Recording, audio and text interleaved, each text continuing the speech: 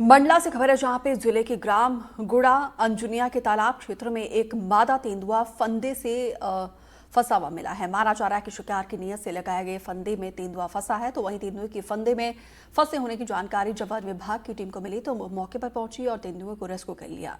और फिलहाल आपको बता दें कि तेंदुए के शरीर में चोट के गहरे निशान मिले हैं और उसका इलाज जारी है।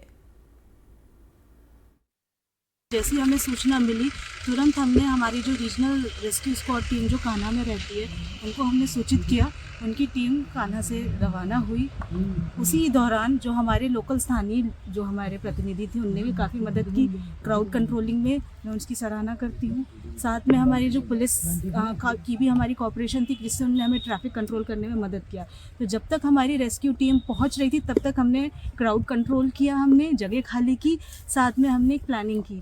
और जैसे ही हमारी रेस्क्यू टीम आई, हमारे डॉक्टर साहब कान्हा से आए, हमने उनको जो फीमेल लेपर्ड थी जो फंसी थी उसको डांट करके हमने उसको उसकी पूरा फुल बॉडी चेकअप किया है। जहां उसकी इंजरी थी उसमें दवाई लगाई है और उसको अभी हमने केज पे हमने रिवाइवल के लिए उसको रख दिया है। हाँ, ये फेंसिंग लगी हुई है इसके किनारे। इसमें इसका जो पीछे वाला पोर्शन है वो फंसा हुआ मिला है और उसके कारण जो है एक राउंड शेप में इसके मतलब घाव के निशान देखे गए हैं और इसको सफलतापूर्वक रेस्क्यू कर लिया गया है और अभी ये पूरा अपना रिवाइवल भी हो गया है।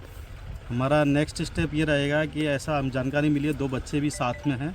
अभी हम जो है 2 बच्चों को पकड़ने की कार्रवाई करेंगे और इसको जो है आगे भी इसकी ट्रीटमेंट की ज़रूरत है तो इसको हम अपने रेस्क्यू सेंटर में ले जाएंगे और इसका पूरा उपचार करने के बाद पूर्ण स्वस्थ होने के बाद फिर इसको जो है हम देखेंगे। घाव या उसकी जो परिस्थितियां दिख रही हैं, क्या लगता है सर्वाइव कर पाएगा, उसको अच्छा कर लेंगे? घाव सुपरफिशियल है, कोई वाइटल ऑर्गन्स में किसी में कोई इंजरी नहीं है और सुपरफिशियल है तो ऐसी कोई दिक्कत नहीं है, सर्वाइव 100% करेगा।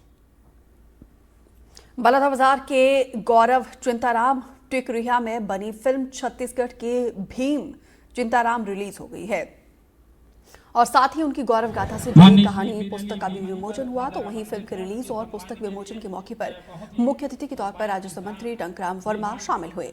उन्होंने कहा कि आज के युवाओं को दाऊ चिंताराम टिकरिहा से प्रेरणा लेनी चाहिए, जो ये कहते थे कि मांस खाने और मदिरा पीने से शरीर बनता है। और दाऊ चिंताराम जी सात्विक भोजन करते थे और समय के पाबंदी थे और दैनिक कसरत करते थे और संस्कारवान थे। सम्मान के साथ जी हाँ। देखिए, हमारे बलौदा क्षेत्र के लिए बड़ा गौरव का विषय है कि दाऊ चिंताराम जी अपने जीवन काल में परोपकार के बहुत काम किए और साथ ही वो बॉडी बिल्डर भी थे। इतना सात्विक भोजन और जैसे मैंने आज पढ़ा देखा तो अद्भुत है उनका भोजन और उनकी ताकत। तो नागर में एक बैल एक तरफ एक बार खुद ऐसा चला और उनका भोजन भी बहुत करता था और उनका ताकत और उनकी सोच भी अच्छी कि उन्होंने परोपकार के लिए, गरीबों के लिए, असहाय के लिए बहुत काम किए। उनके पर जो डॉक्यूमेंट्री फिल्म और पुस्तक जो विमोचन आज हुआ उसके लिए मैं पूरे टिकरिहा परिवार को बधाई देता हूं। और वो दाऊ चिंताराम जी हम सबके लिए प्रेरणादायी है। ग्वालियर में अब तक का सबसे बड़ा डिजिटल अरेस्ट का मामला सामने आया। बीएसएफ का एक इंस्पेक्टर 32 दिनों तक अपने घर में कैद रहा और इस दौरान खुद को मुंबई साइबर और क्राइम ब्रांच के अधिकारी बताने वाले बदमाशों ने उससे करीब 71,25,000 रुपए वसूले हैं। पीड़ित का नाम अफसार अहमद है। वो बीएसएफ टेकनपुर में इंस्पेक्टर के तौर पर पदस्थ है और उसने फर्जी क्राइम ब्रांच अधिकारियों को पैसे देने के लिए अपनी जमीन तक का सौदा कर लिया। बीएसएफ जवान 2 दिसंबर 2024 की सुबह करीब 11:30 बजे से लेकर 2 जनवरी 2025 की सुबह 10 बजे तक डिजिटल अरेस्ट रहा। उसने आखिरी ट्रांजैक्शन 31 दिसंबर को किया था और 2 जनवरी को जब उसकी बेटी से बात हुई तो उसने बताया कि वो स्कैम का शिकार हुआ है।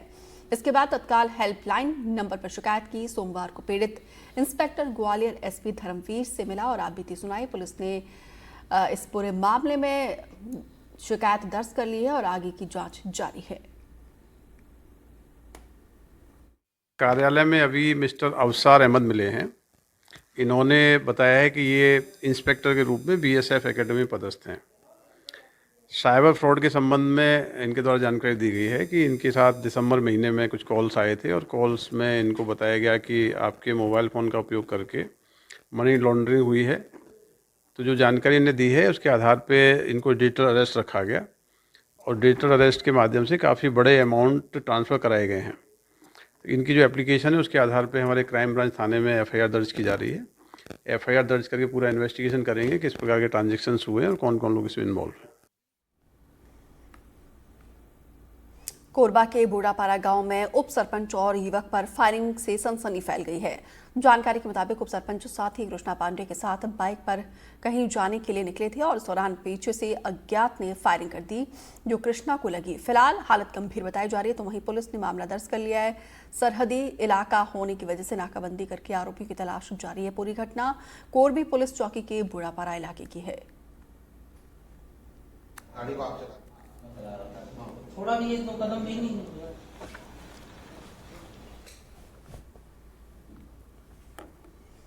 छतरपुर में शीतलहर के बाद तापमान में लगातार गिरावट दर्ज की जा रही है। ठंड और कोहरे की वजह से जनजीवन अस्त व्यस्त हो गया और ठंड से बचने के लिए लोग अलाव का सहारा ले रहे हैं।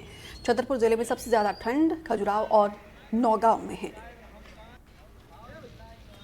और जैसा कि शासन के भी निर्देश हैं, अत्यधिक ठंडी के कारण जो भी शहर के महत्वपूर्ण स्थान हैं वहां पर अलाव जलवाए जाएं। साथ ही जो निराश्रित व्यक्ति हैं जिनका कोई कहीं बेघर हैं और रोड पर सोते हुए पाए जाते हैं तो उनको हमारी टीम जाती है और सड़कों से उठाकर वाहन के माध्यम से रैन बसेरे में पहुंचाया जाता है। वहां कंबल, गर्म पानी, बिस्तर सभी सुविधाएं उपलब्ध कराई जाती हैं।